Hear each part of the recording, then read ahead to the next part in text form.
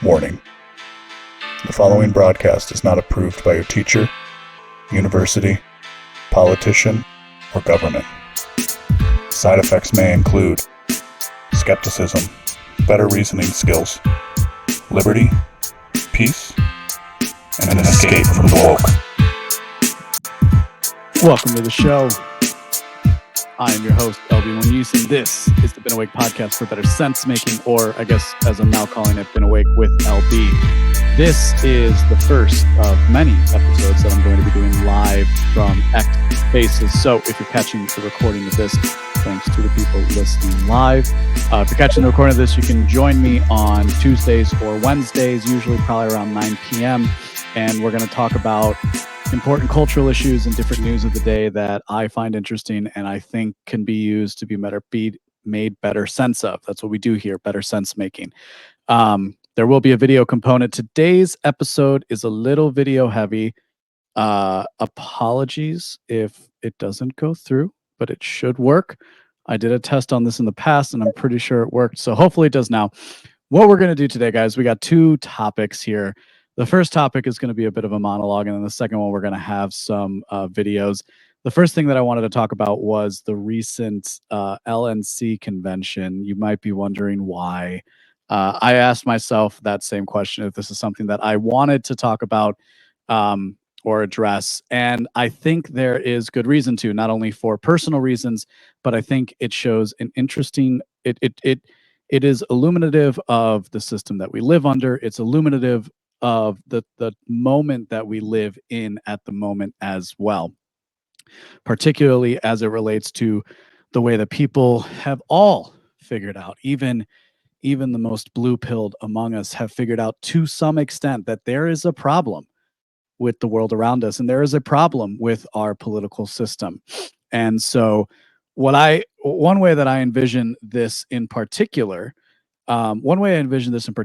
is to just think about this like a road. And some of us are farther down a path and a lot more people are farther behind. So, me personally, I started looking into third-party politics, libertarianism. Gosh, it would have been after the 2012 election. So we're going on 12 years now that I've been politically aware. And that's kind of where the title of this project comes from, Been Awake, is because in 2020, when everything was locked down and the propaganda was on full bore, I found personally that I wasn't able to make the same arguments that I was in the past when I was covering politics more closely during another project, or even just kind of being a college student and working my way there.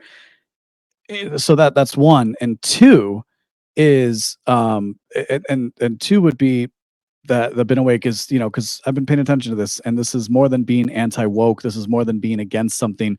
That's what politics is about, especially democratic politics is about what you oppose. And I think it's better to give people something to look for. And for a long time, I thought that answer was, broadly speaking, this umbrella that we call liberty. Now, what does that mean? It's a very ephemeral terms, as so many things that we talk about in politics is. It's and how libertarians define it is, it's the ability to do whatever you want so long as you don't infringe on the rights of others, broadly speaking.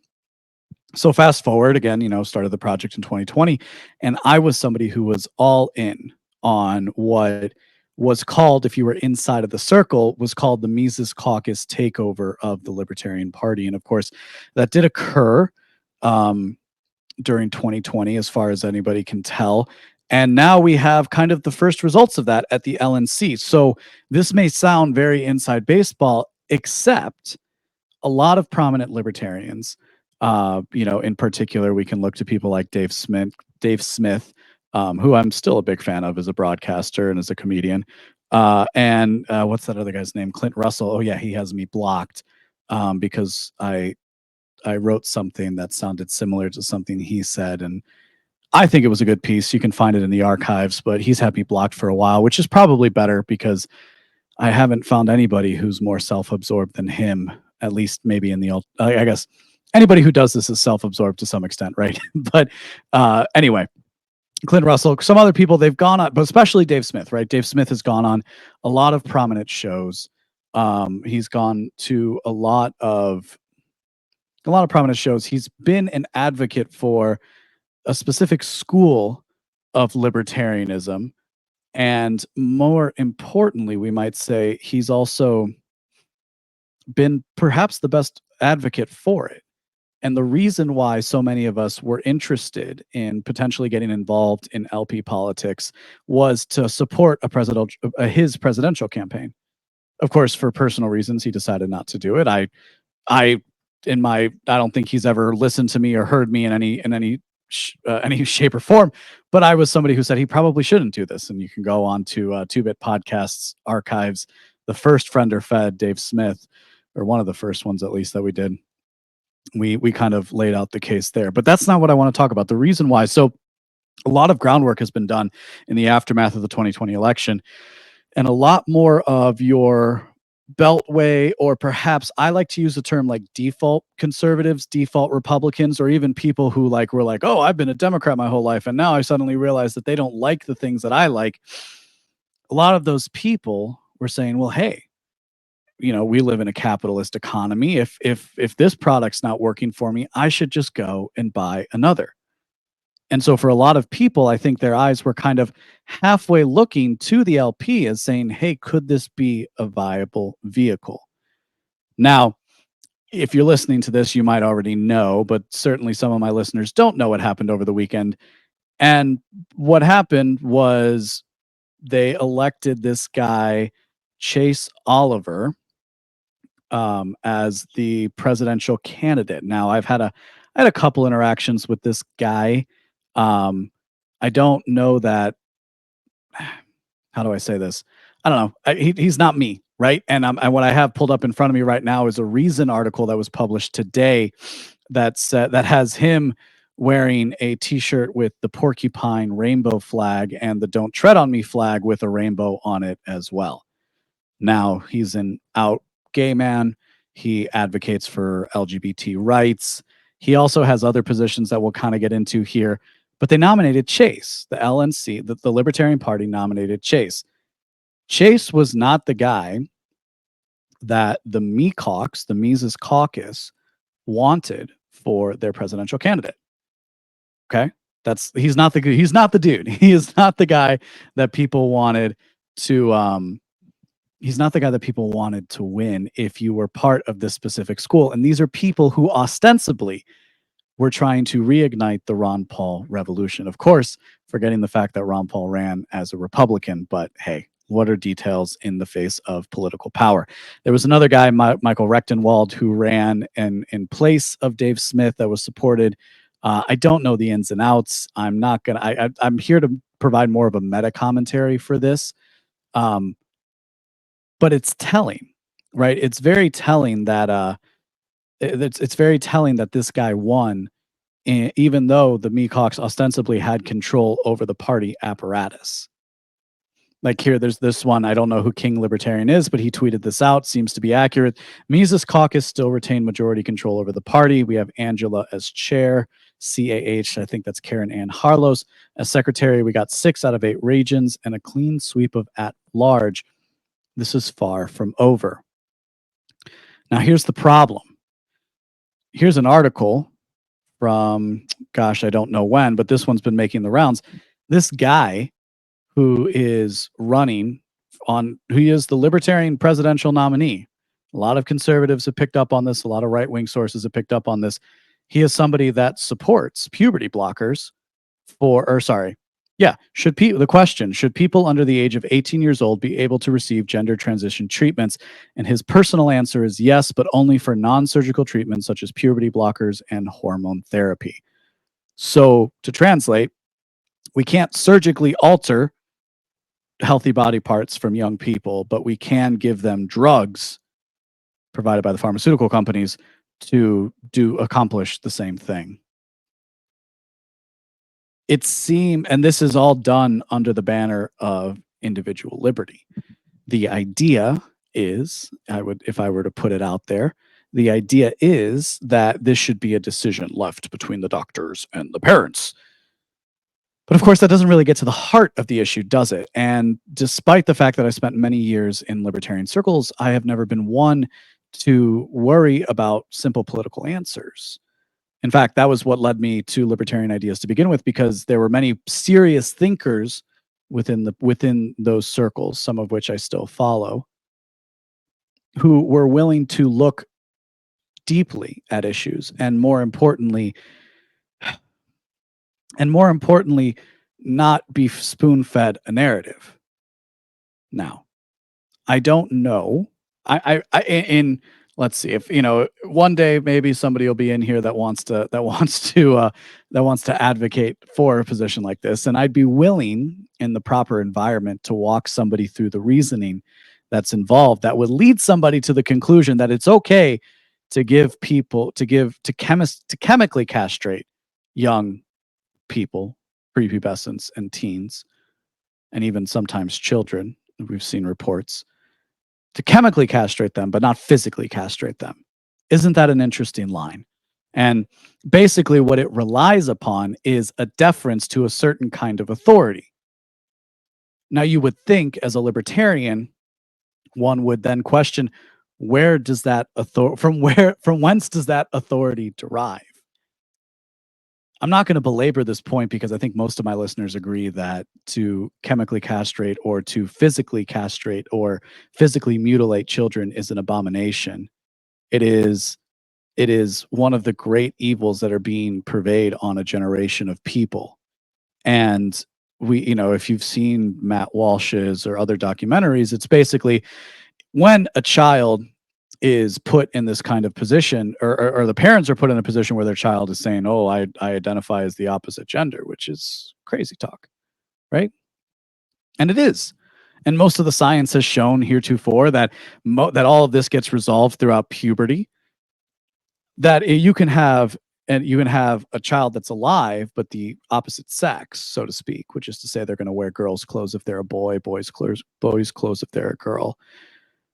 Then you can have an alive child, or you can have a dead child. Those are your choices. That doesn't sound like a very reasoned or scientific argument, but that is the argument that the authority figures are giving to people on I would say, close to a daily basis at this point. So that question, from whence does the authority derive, and many other questions, really led me and a few other people, many of you are probably listening to this now, to walk away from the libertarian ideology, because at a certain point there has to be an authority.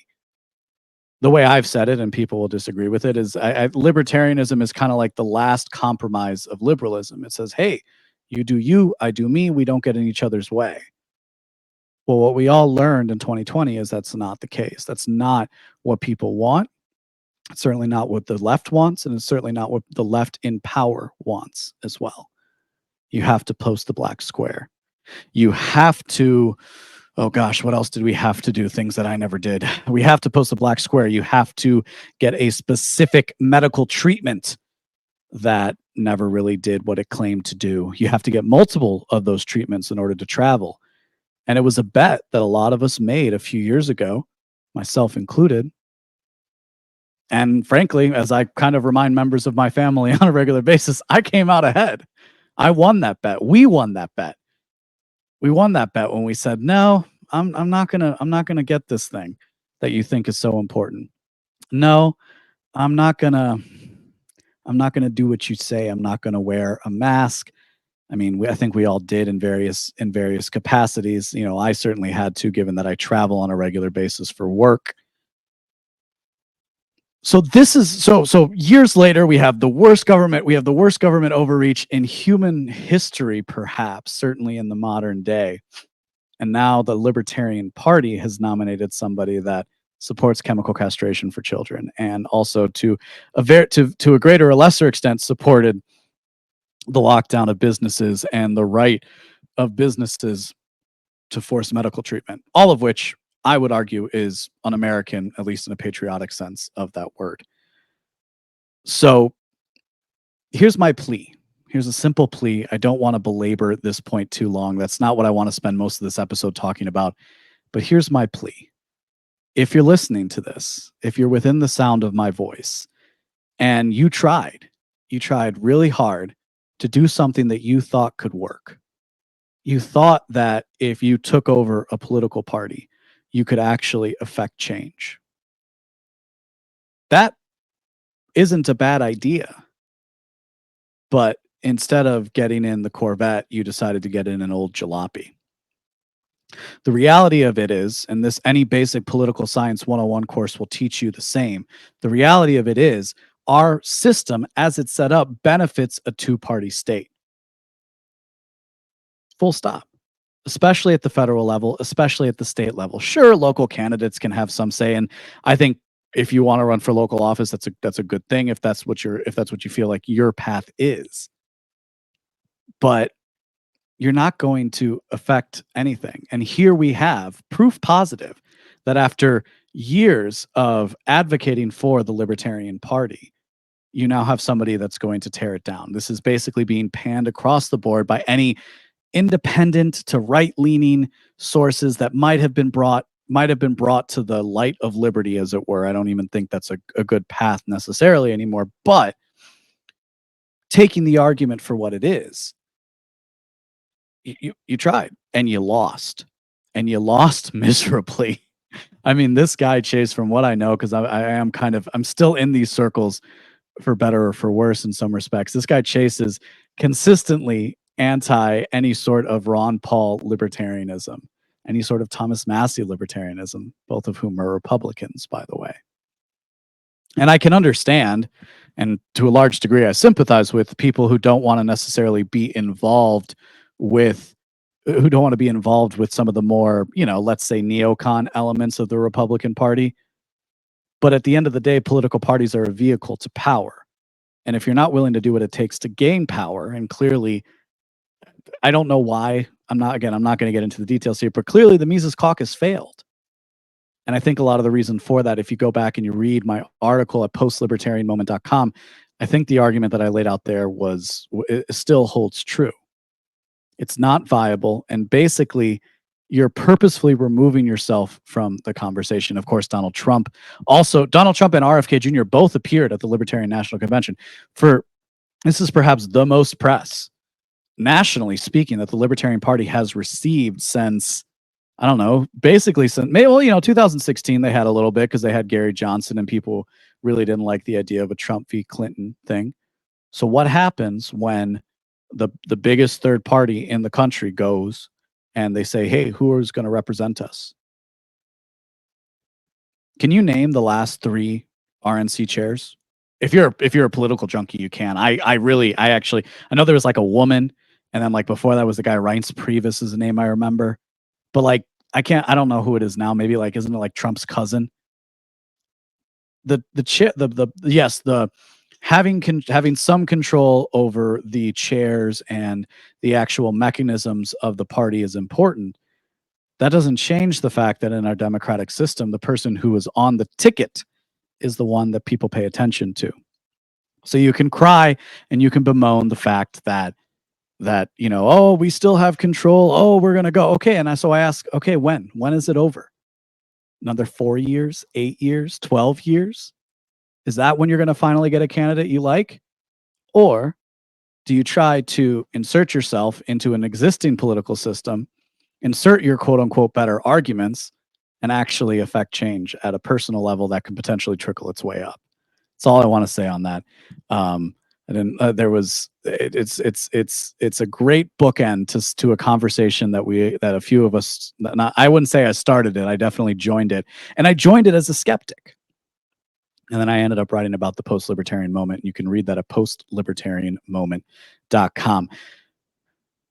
So we're going to move away from this. But before I do, if anybody wants to hop in, if anybody has a comment or something to it, how do I do this? The whole request to speak. Can you just request to speak? Or if you just want to throw me a thumbs up or whatever. How does this work? Oh, here we go. Guests. If anybody wants to, let me know.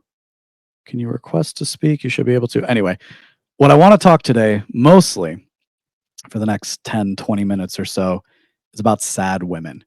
And this intersects to a lot of conversations that are being had currently in, let's see, a speaker. Oh, we got our first joiner here. We got Jason from the 2-Bit podcast. Howdy, Jason. Hi there, first long-time listener, first-time caller. How we doing? I'm okay. I'm rage baiting this twerk. Awesome dude who has I don't know why I do this sometimes. I need to repent for this thing. But he put up a post saying libertarianism is an ethical philosophy based upon the self-ownership principle. Contract theory applied to dispute resolution is a different thing. The ethics determine what one ought not do after a rights violation cost is calculated via dispute resolution. This is in response to an Orrin McIntyre tweet saying, look, I know I've been hard on libertarians lately, but they do have a very endearing quality. The quest to replace God with contract law is extremely Anglo, and it warms my heart with its sheer audacity, even if it's doomed from the outset. Anyway, so then I responded with a big long thing. It wasn't even really for him. It was for anyone, for my audience, basically breaking down that fact that, individualism and liberalism actually is based in equality and equity because it has to be in order for it to work, which means it doesn't work. So, Well, it's just, it's like you know what it breaks down to, and I've gone around this horn so many times that I'm just giving up on it to a certain degree. Either you get it or you don't, because it's like trying to explain a magic trick. Trying to explain a magic trick to a monkey. It doesn't. It either makes sense or it doesn't. Either you understand that the woman isn't cut in half, or you're just living with that illusion. And I'm just going to let people go ahead with it because it's an endless. It creates resentment in me that I'm trying to carve out. Sorry, LB. Yeah, no, I think he's actually entirely wrong. It's not an ethical system. It's an ethical system derived from a legal system. I don't right. Like ontologically speaking, that's the order of things. Now, the problem is when you get to where we are today and you just discover it and you hear all these people who make ethics-based arguments, and some of this is Rothbard, and I think Rothbard was trying to do the yeoman's work, as so many let's say postmodern, and I'm just using that as a general term to mean like after 1945 thinkers, or I don't know, when did Ayn Rand write? My point being, postmodern people attempting to recreate following in the wake of Nietzsche, 80, 100 years prior, following in the wake of a society that moves away from a divine center. And it's attempting to, as you said in that Orrin McIntyre tweet, it's attempting to put contract law in the place of God at the center of society, whatever that God is. We can understand that, many gods have been at the center of many societies, and leaving aside the question of the one true God, we can understand that this is something that all human societies knew throughout history. And I think a lot of the libertarian thinkers that people put forward, particularly Rothbard, and to a different extent Ayn Rand, who isn't a libertarian specifically, but in terms of popular parlance, most people think of objectivists as libertarians, is the fact that they were trying to create a structure without God. We even see in an even more modern interpretation of that, we see the defamed, or not, we're not going to say defamed, but the canceled Stefan Molyneux doing the same in his own philosophical work as well. And I think what you find, and what I certainly found in my study of philosophy, is it's actually pretty difficult to make a rational case for a cohesive vision of society. And that's where you need religion, and that's where you need a God, or God. Because again, and Girard puts this so brilliantly, it's kind of why I always keep preaching Girard to a certain degree, because he does something very simple, especially for the secularists, which is simply saying, like, look, we need models, right? We don't know what to do until someone shows us what to do.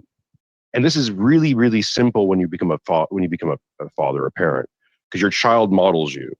Like, they depend on you to represent reality to them. Mm-hmm. Otherwise, how would they know? Like, they're new in the world. Like, some things come from by instinct, sure, or just kind of they can figure some things out by themselves. But in general sense, they need to know how. Like, they learn how to walk by watching you walk. Like, it's really fundamental shit. So fine, if you don't want the Christian God, fine, put Odin there. But you're going to need someone to model morality to you. even this whole idea that the self-ownership is the best moral framework, yada yada. It's like, not moral. Okay, but let's just run with this for a second, right? Even if you're going to substantiate that as true, where do you derive your morals from? Did you come up with them? Did you invent them from thin air? Did you, awesome dude, just like invent the moral framework of society?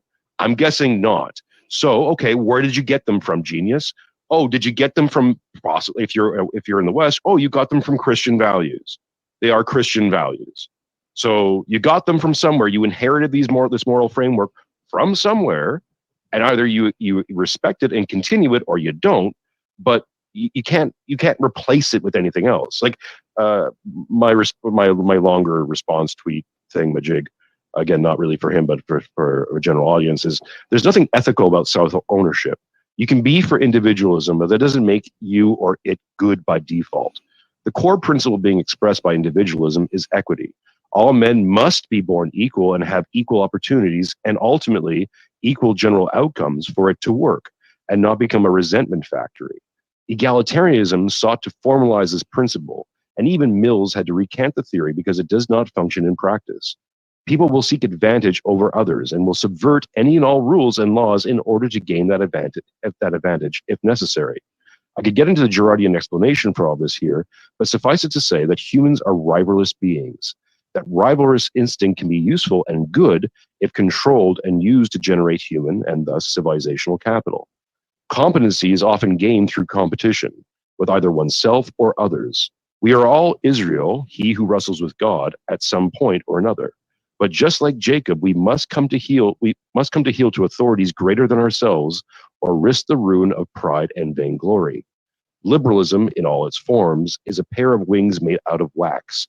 Adjust your altitude accordingly.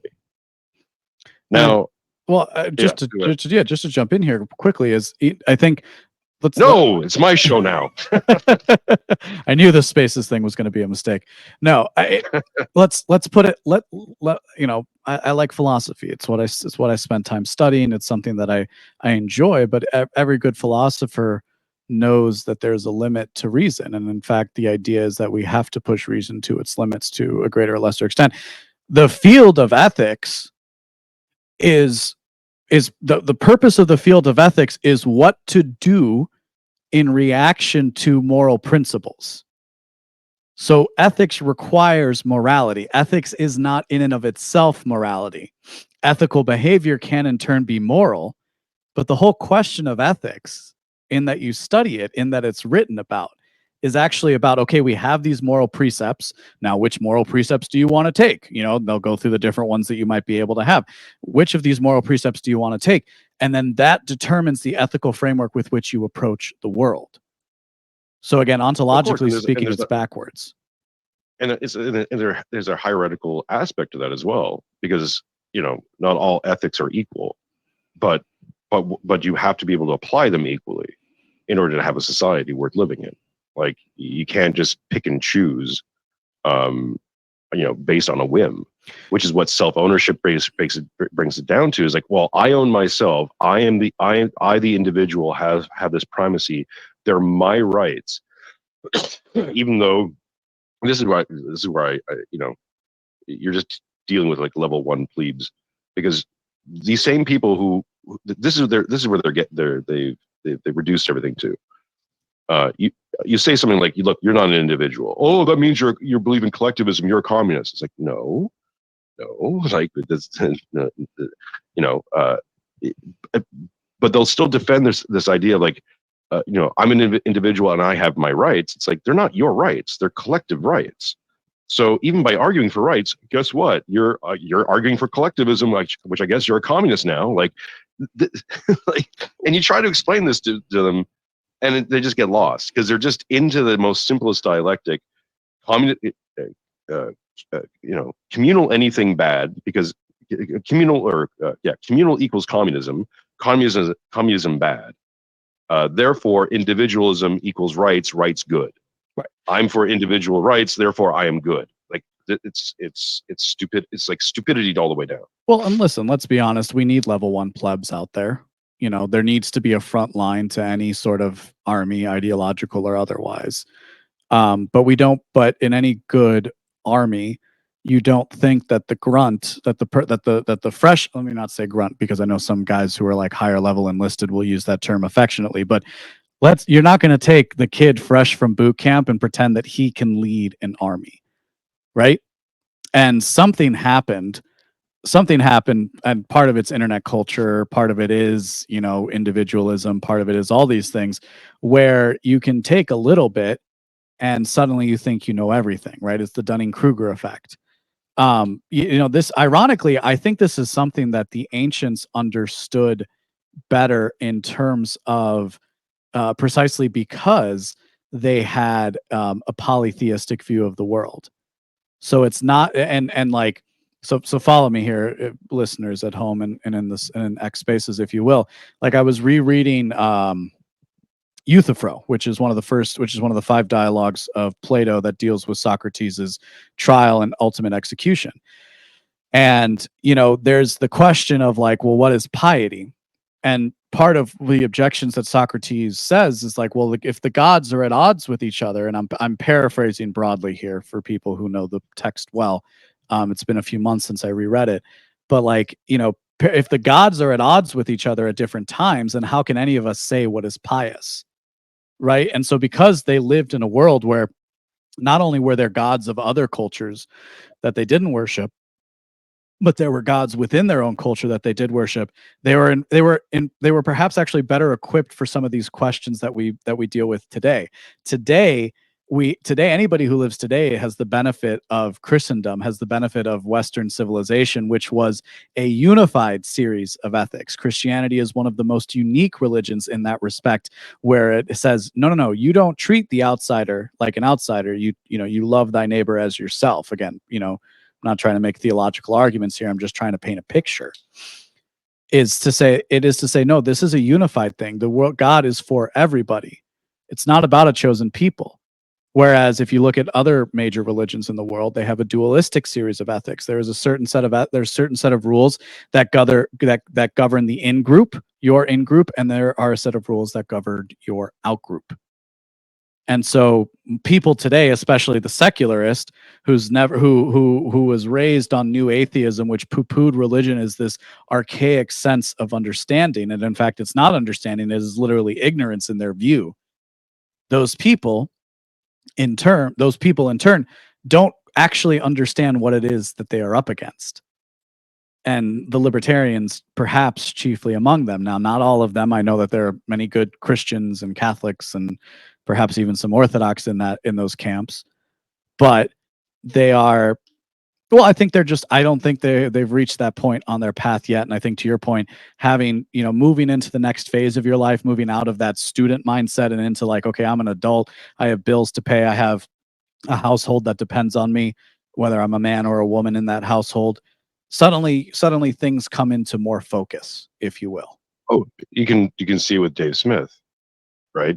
Dave Smith has painted himself into this horrible corner, and you could see the change in him once he had kids. Yeah, like his entire messaging has changed for the better, dramatically.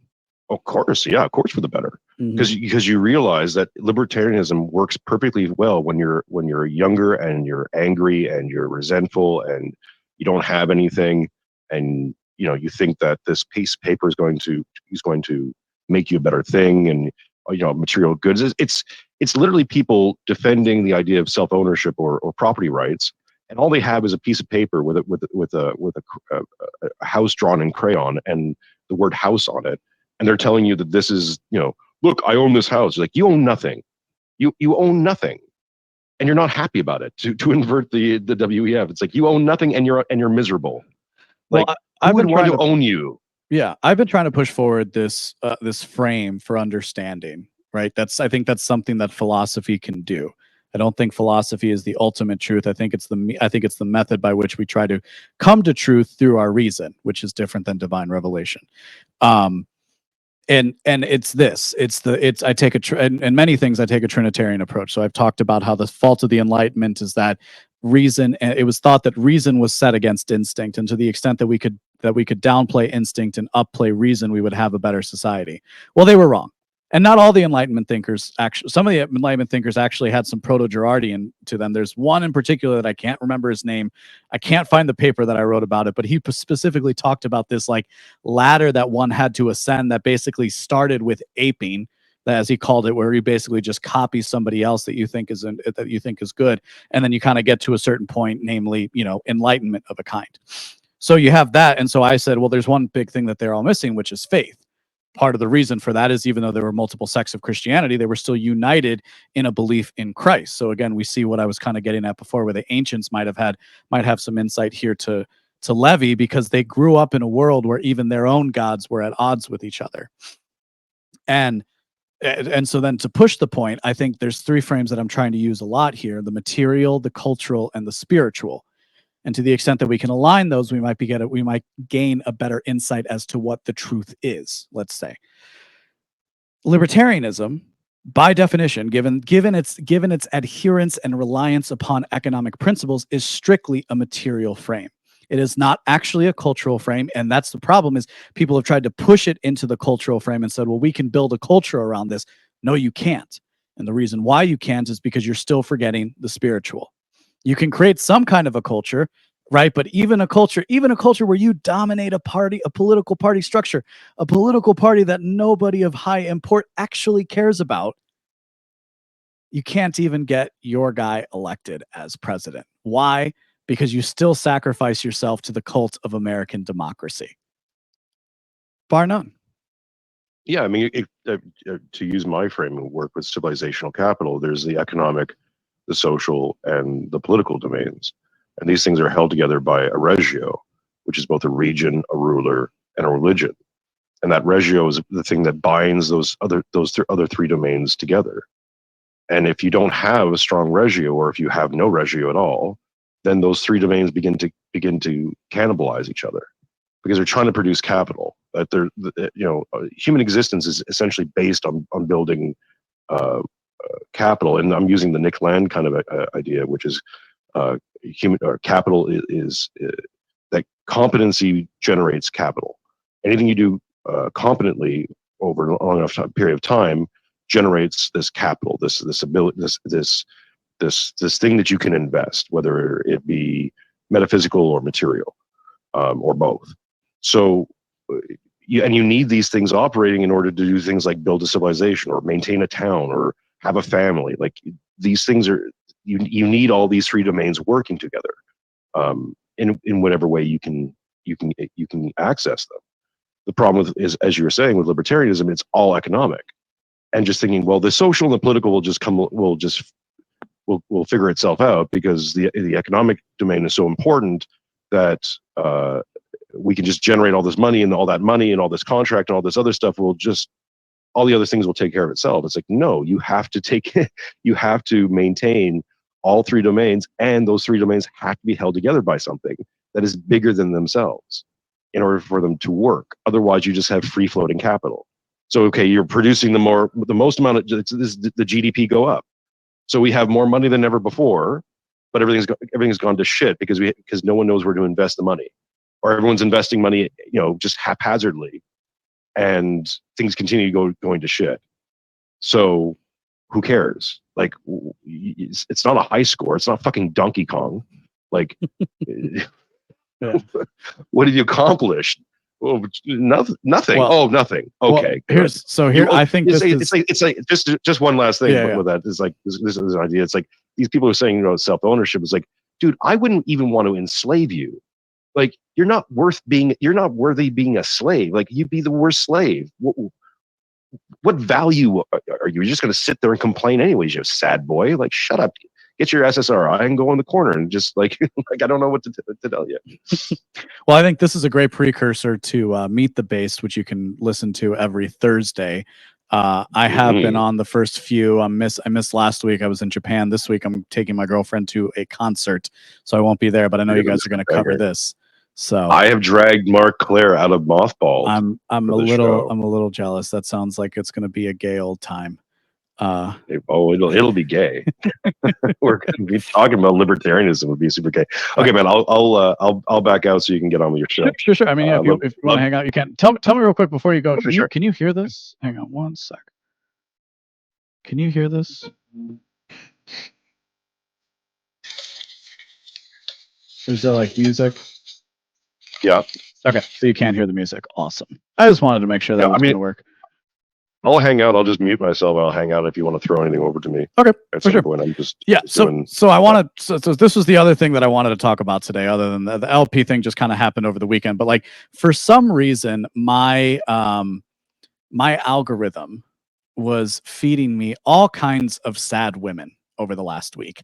And I think a lot of it has to do with this particular TikTok that went viral on X. And there's just the sound of it. So I mean, I'll describe the video, but you probably saw it, right? What we see is this young blonde girl crying, and there's this sad music. Right, there's that song in the background, and it says, being a single mom is making your own birthday cake on your birthday so that your babies can feel happy they are singing to you. This caused a commotion. This caused a stir. There was all sorts of comments, and of course, just thinking practically, sorry, I'm a man, it's what I do at times, but it started to feed me. It started to feed me this stuff, and I'm just like, why don't you go buy a cake? Like, forget baking a cake, right? You know, that political question, who's going to bake the cake?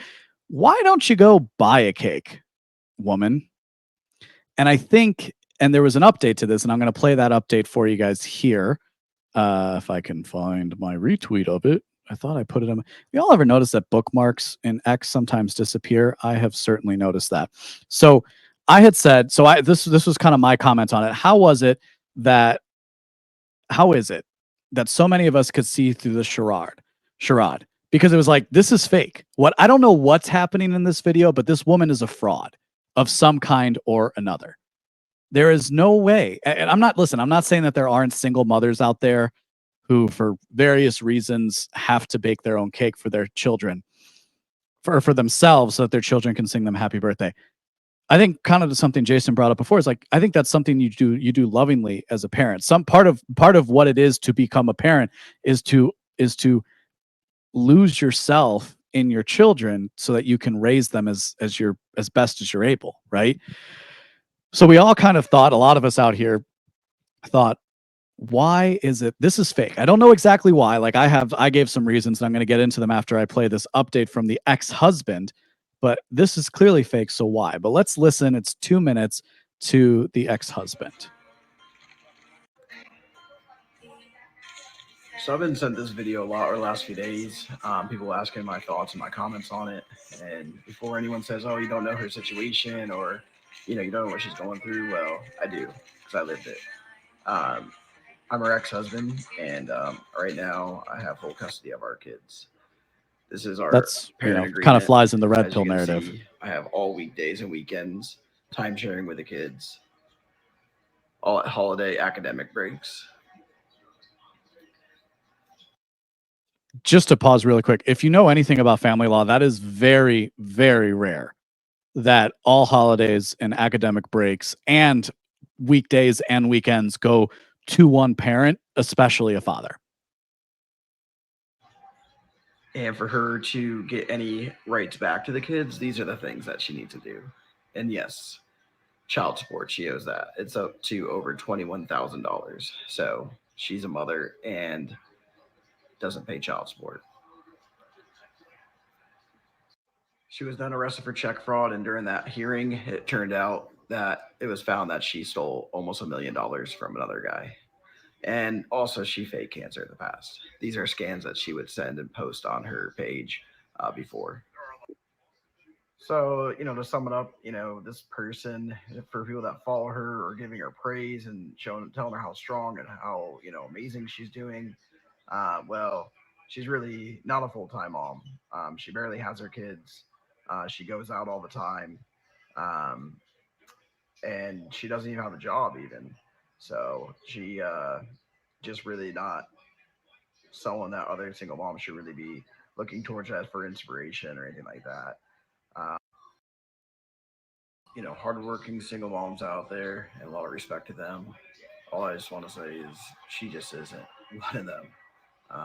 So hopefully everyone can see this video and know, who she really is. I do like that he's listening to the basketball game in the background of this. And it's sad, right? Nobody wants to find out that a mom sucks, right? That's horrible. It's bad enough. It's bad enough if a father leaves. It's, I think, in some respects, the bond between a mother and child is something that should be sacred, should be something that's lifetime. And unfortunately, for some women and their children, it just isn't the case. So kudos to this guy for actually stepping up, raising his kids. He talked about the fact that she hasn't paid child support. Doesn't seem like he's too concerned with it, which is very good on him. If you're wondering how that is the case, more than likely, a lot of states in recent years have basically just moved to like a basic algorithm to determine these things.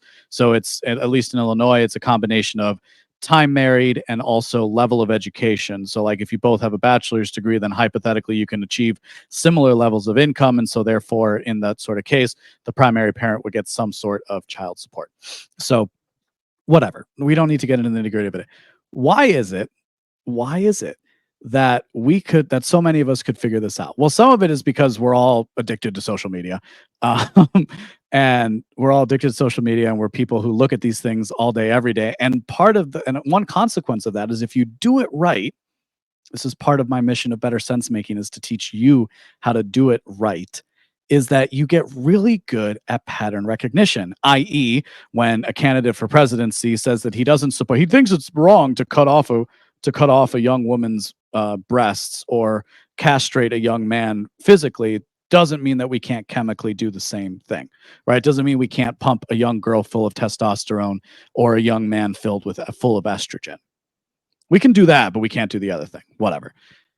So, and you're just like, no. This is the enemy. This is evil. That's what that is. It's evil.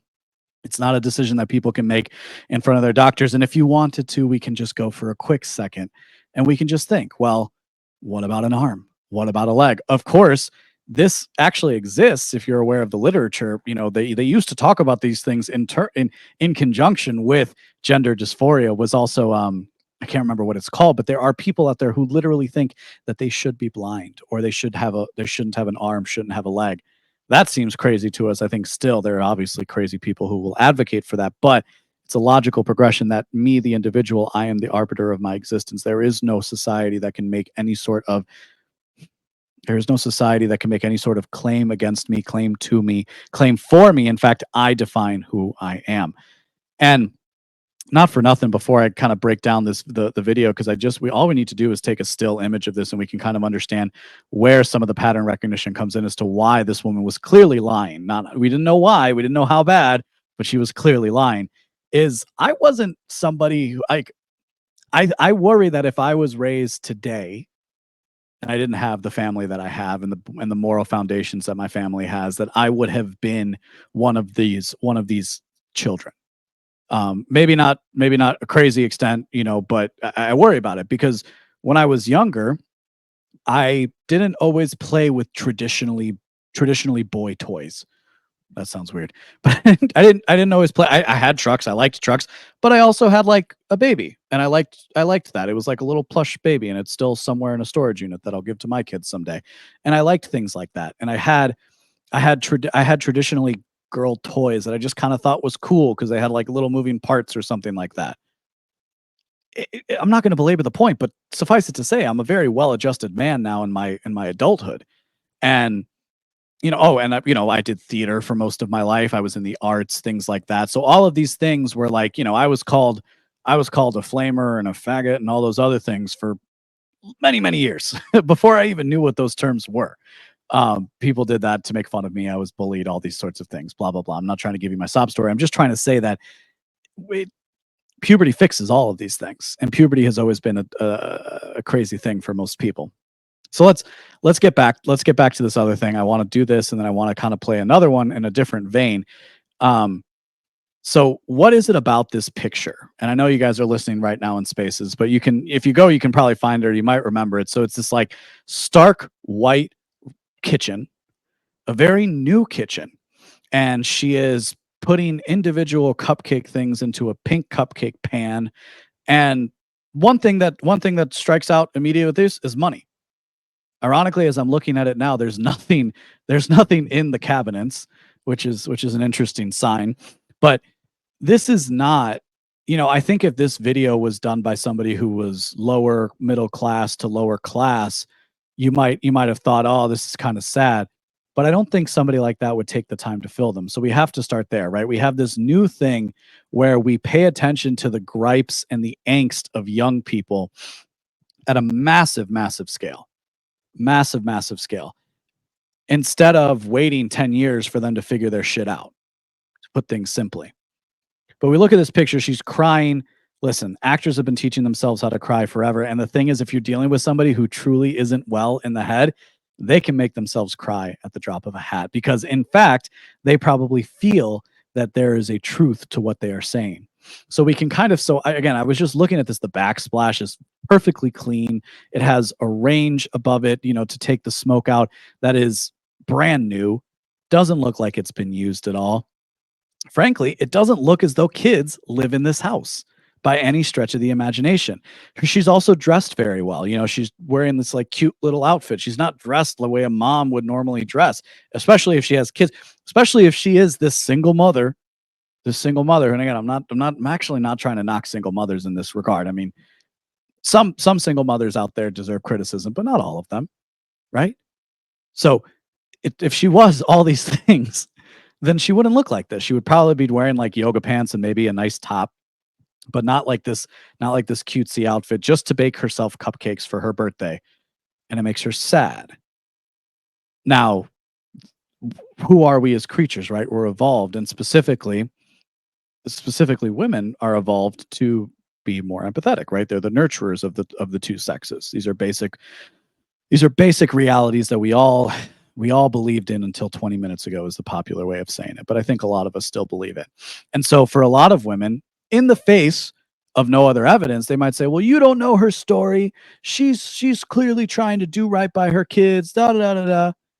And of course, that's because our natural instincts, our natural tendency for goodwill can be very easily hijacked by a manipulative and pathological person. And that's exactly what this woman is. So I think part of the reason why, to kind of wrap things up here, is because we've all gotten so good at pattern recognition, we can smell a fake from a mile away. You can tell when you see somebody on, especially as it relates to TikTok, because these are these like emotionally charged short segments that are meant to make you feel one way or the other. Look, she was going for the reaction, and in fact, she got it from many people. Before this went on X, she was probably having her choice of validative comments. And then the dad comes in, tells you the real story. And we all know, okay, it's exactly what we thought. This woman's a fake.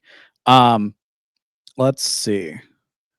This other one. Oh, okay, so I want to do two more. So this is like this is a marriage. I know I'm not married. I know I'm never going to be in a marriage like this, but gosh, I feel for the guy who has this wife. A few weeks ago, I said I don't do my husband's laundry. And a lot of people are saying, whoa, whoa, whoa, those are small acts of kindness. Why wouldn't you want to do that for your partner? But here's the thing. Small acts of kindness that are mostly domestic labor just add up to work at the end of the day. So here's a list of things. Yes, small acts of kindness are work because it's work to care for somebody. It's work to be in a relationship and to be in a marriage. Things that I don't do for my husband. You all know I don't do his laundry. He can do that himself. I do my laundry and we do the kids' laundry, but he does his own. I don't cook dinner. He cooks dinner every single night. I do breakfast and lunch for us and our kids. I don't pack him a lunch. If he's hungry, he'll figure out what he's going to eat for lunch the same way that I do. I don't make his doctor's appointments because guess what? He's not making mine. Would it be kind of me to do that? For sure. Is it my job? Absolutely not. I want him to be healthy, but he's a grown-ass man and he can book his own appointments, right? There's a lot of things that I don't do for my husband. I don't schedule his haircuts. I don't pack his clothes for vacation, right? I don't do those things. I don't buy him new underwear when it's got holes in it. All of those are things that he's a grown man and he can do himself. Can I do small acts of kindness for him? Of course I can. And I do. I see a vinyl that I think he's going to like because he's creating a vinyl collection. I buy it. I'm at the store and I see something that I think he might enjoy eating. I buy it. I find a new non-alcoholic. Note the lack of emotional connection to these things. It's all material consumption. Which, listen, I'm a fan of material consumption, but it's funny. Alcoholic beer that he wants to try out. I buy it. Right? Those are small acts of kindness. Doing his laundry, cooking him dinner, making him lunch, booking his doctor's appointments, all those things, that's domestic labor. Those are chores. Those are not acts of kindness. Do I do them occasionally when he's working a lot? Of course. Do I cook dinner sometimes when he's had a really long day? Of course. But me not doing that does not mean that I don't show him love or kindness. They're different things.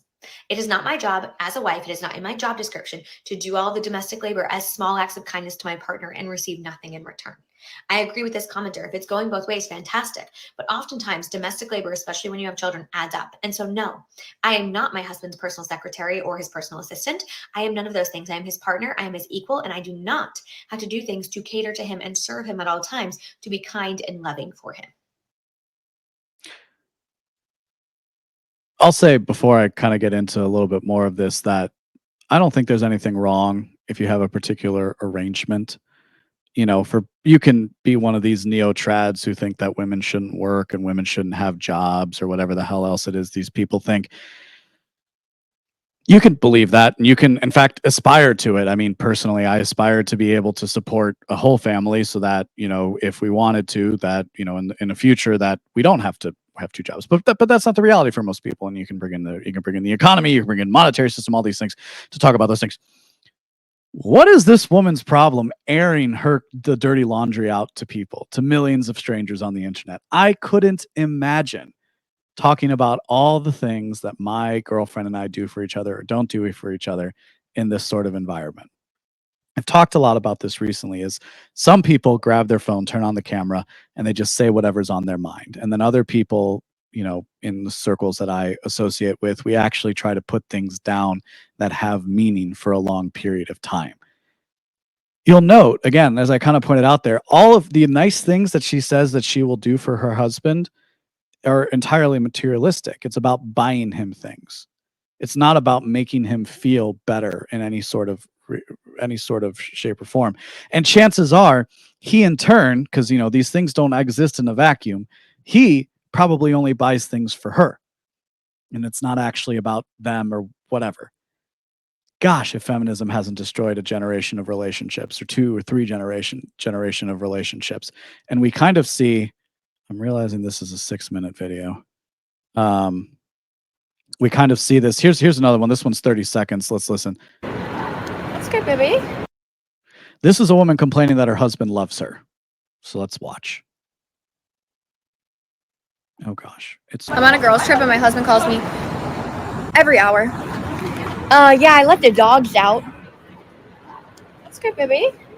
Yeah, Hadley peed and pooped. Oh, that's good, baby. I'll talk to you in a little bit. Okay, love you. Okay, bye, baby. FaceTimes again. Hey, I'm ordering dinner. That's good, baby. Every time. Just keep amping him. That's good, baby.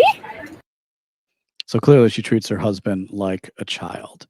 It's very sad. And then on the other hand, I don't think I'm going to play it because it's 6 minutes and I don't know where to start, but we have this young woman who's very sad about the fact that she can't find a man. So we have a lot of these people in broken relationships into there. And I don't know, like I said, I don't know why, but the X algorithm has been feeding me all of these sad women. Jason, I don't know if you maybe have a comment on this, but you know, there was, this one was fun. Hey, or am I fucking ugly? Because why? So we have this woman clearly in her mid 30s who is upset that she can't find a man. Hotel Wi-Fi, folks. It buffers. No, because I'm actually fucking confused. Are you not scared? Are you lot Or am gay? I fucking ugly? Because why on earth am I still single? And I know it's not the latter, so no, because I'm actually. Yeah, she's probably still single because she's been, you know, sleeping around and not actually developing things or giving time to any decent guy out there. Let's just be honest. And I just kept seeing all this, and it makes me sad. It makes me sad to see these things. And certainly, I was recently on the other side of that equation, wishing that you could find somebody. And probably the best advice I could give is getting off TikTok. It's actually removing yourself from these circles and these ways of thinking. And I think some of the red pill people and the neo-trads have something to do with this as well, because as I kind of said recently, tradition bemoans abbreviation, and tradition itself is not old. Tradition renews itself. So That's all I got for today. Thank you so much to the people in Spaces. If you want to catch this replay, you're going to be able to find it tomorrow out on every RSS feed on YouTube, Rumble, and of course here on X. Make sure you do me a favor. If you want to give me your email address, go to beenawake.com, subscribe there. But most importantly, follow me here on X at the LB Muniz.